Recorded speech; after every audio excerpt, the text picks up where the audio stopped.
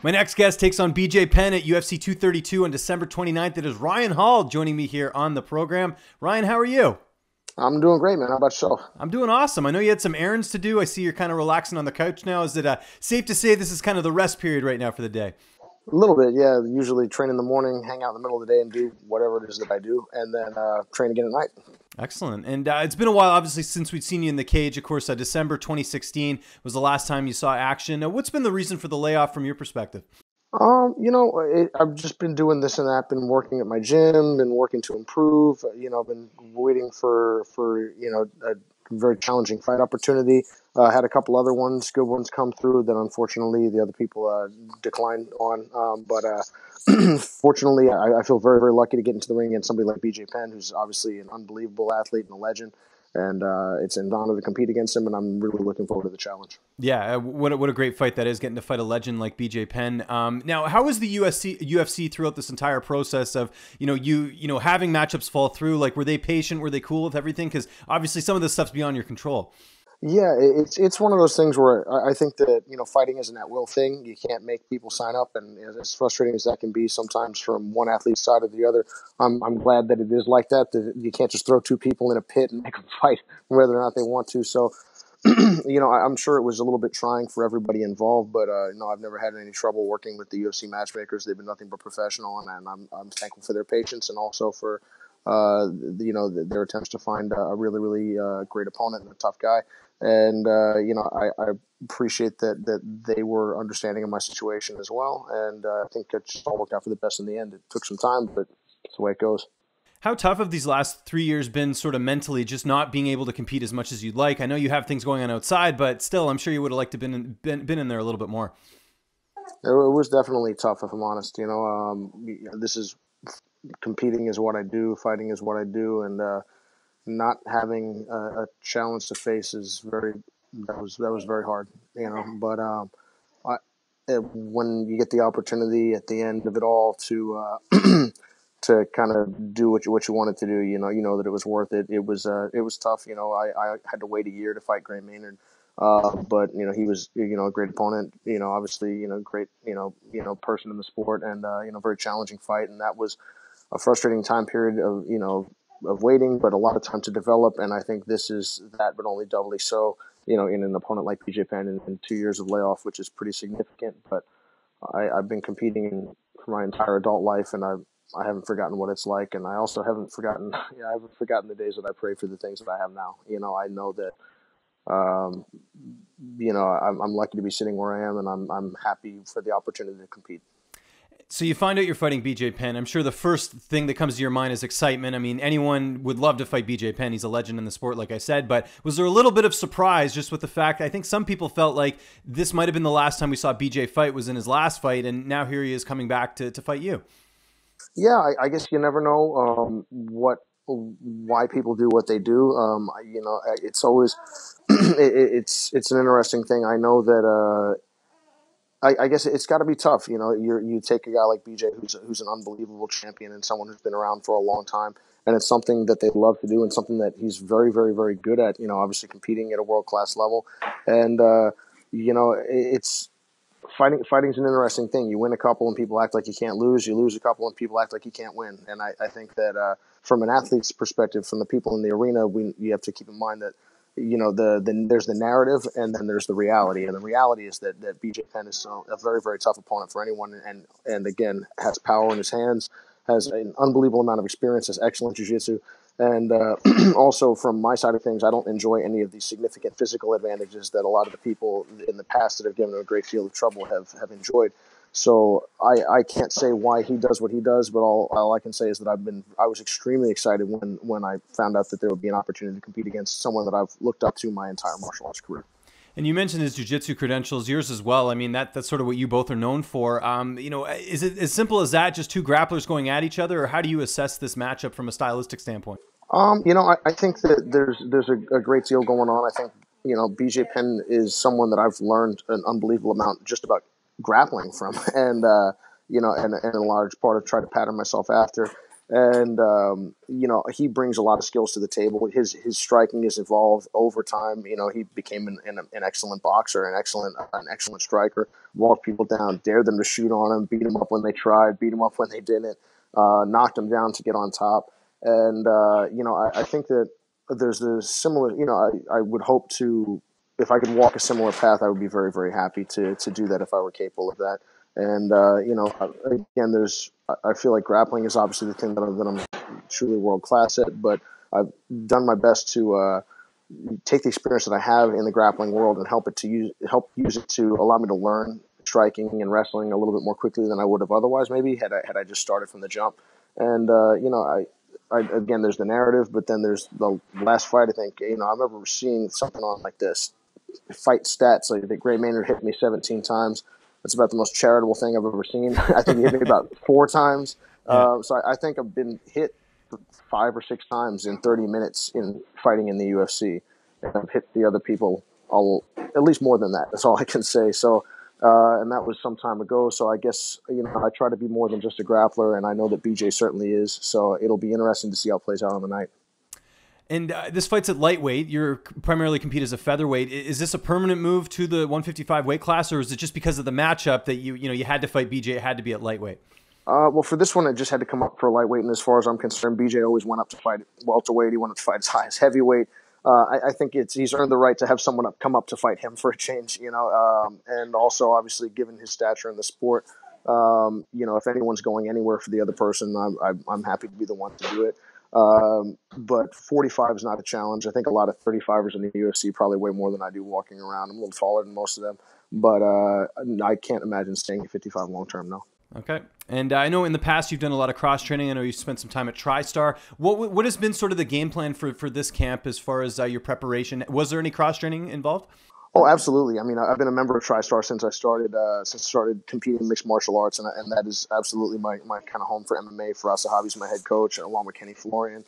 And, I feel very lucky to train with all sorts of people. My friend Riley Bodycomb, who's an excellent grappler and sambo player, is here teaching me and helping train. I've had Darren Weniyama from Half Gracie's and FTCC's. He fought in the UFC, beat Kid Yamamoto a ways back. Jordan Rinaldi will be here next week. Jeff Glover brought in kind of like an all-star cast of jiu-jitsu people that I can get a hold of. I feel very fortunate to have the opportunity to reach out as a result of all the years I spent in jiu-jitsu. I've met a lot of people and only pissed off some of them. So the ones that I still have an okay relationship with are willing to come around and help me out and punch me in the head and teach me how to do stuff. So I feel very thankful for that. And I always get around to try to learn from them as much as possible. I spent 3 weeks at TriStar for this camp. I just, all I can say is that I'm doing my best to be ready, and I know that this is the best that I've ever been. So win, lose, or draw, you will see the best that I am. I always bring his name up. I'll bring him up again here. Mandel Nallo. I just hear amazing things when it comes to training with this guy at TriStar. Oh, he's awesome. What is it like to get to work with him a little bit? I know not like similar to BJ by any means, but obviously very talented. I'm sure you get to work with him a bit. Oh, dude, I love Mandel. He's an awesome guy. We've been training together since I first started MMA. I think we fought together on the first card that we ever did. Ayman Zahabi, and another guy, Louis Sanadakis. We all started, right at the same time for our pro careers. And working with Mandel is fantastic. It's like fighting Dalsim from Street Fighter. Street Fighter, of course, yeah. And it's pretty cool. And he's a very smart guy, and very, very high fight IQ. Always has interesting insight. Always fun to train with. And even though certain people don't have the same build as maybe the opponent, like Mandel's obviously Stretch Armstrong, and BJ's just shorter but also flexible but different. Working with people of a high degree of skill and a lot of thoughtfulness is always valuable, I think. Do you play the retro video games? I know those guys do, especially Eamon. I know he's big into Contra and all those games. Do you play any of that when you're down in Montreal? I play them sometimes. Like, Eamon has one of those emulators. I mostly spend my time just abusing everyone in Super Smash Brothers. Okay, nice. But I'm good at about 2 video games. Everything else is a giant disaster. But I'm really interested to see if the new Super Smash Brothers that just came out is any good, because I have a sneaky suspicion it's not. But I'm really hoping it's awesome, and I want it to be. But it's like the last Star Wars movie, which right. I wanted to set myself and everything else on fire after that. So anyway, we'll have to see. But no, I'm terrible at most video games. And what about back home? Who are some of your main training partners that you work with that are helping you get ready for this fight? Back home, I feel really lucky. You know, we've got a number of people at the gym that are very good. Ton Lee, who was on The Ultimate Fighter with me, he's in ONE FC now. He's a phenomenal striker. He's my main day-to-day training partner, along with an excellent jiu-jitsu black belt, Adam Benyun, who's got a lot of accomplishments coming all the way up the ranks and is now getting around. Um, let's see, we've got Caleb Livingston's my buddy from, he wrestled at Penn State for 5 years. He's now in Northern Virginia, which is just a happy accident. That was pretty cool. And David Terrell, he was an All-American wrestler at American University, judo black belt, jiu-jitsu purple belt, one of the best all-around grapplers I know. I've got a lot of people that we're working with. Bruno Forzato from Atos came to help me out, and he also has a lot of MMA experience. So definitely haven't been short on excellent training partners, and I feel very fortunate to to have the opportunity to work with them every day. I think that, I obviously don't get paid a ton, so I end up spending 3/4 of the money that I make for showing up on fight camp, just to make sure that I have the opportunity to perform the way I want to perform, and then we'll see where the chips fall. And with that said, who's going to be in your corner for this fight? I'm very excited. The corner for this fight will be Kenny Florian, Faraz Zahabi, and Tom Lee, which is about as good a corner as I could possibly imagine. That's awesome. And how do you see this fight playing out on the 29th? I think you'll see my best. I know that I have the skills to beat anyone, really. I've done it in training enough times, and I've done it a bunch in competition. But the better fighter doesn't always win on the night. BJ is extremely dangerous. He's very experienced. I'm expecting an excellent BJ Penn to show up, and this is at his natural weight. All I can say is that you will see my best, and I look forward to doing what I need to do to come out, with a good result. But the person who fights better on the night will win. That much I'm sure of. And I'm sure after this, the plan is to stay more active. Just hopefully those matchups, and the sort of the stars align. You're not walking under any ladders or breaking any mirrors or anything like that, right? No, I try to avoid it. Like exactly when I encounter strange gypsies, I'm kind to them. Just on the off chance. But it's basically, yeah, man. All I want to do is compete a little bit more. But I hope that if I'm able to come out with a positive result, that would be 3-0 in the UFC with 3 very recognizable wins against very recognizable, dangerous people. At a certain point, they've got to fight you, and that's what we're shooting for.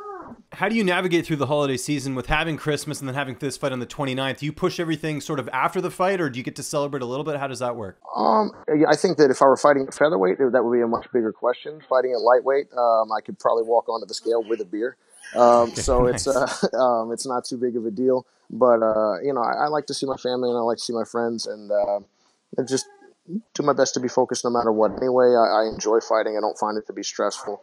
So I don't feel like I need to, slap myself in the face a bunch of times to get angry. So I don't feel like it'll be too much of an issue. And obviously you mentioned family there. I'm sure a lot of your downtime is taken up, doing the family stuff. But are you watching any Netflix or playing any video games, anything like that? Yeah, let's see. I just got Red Dead Redemption 2, which I'm pretty happy about. And yeah, so I was watching Arnie Allen play it at TriStar, and I was like, all right, I gotta get involved with this. Yeah, gotta keep up. Exactly.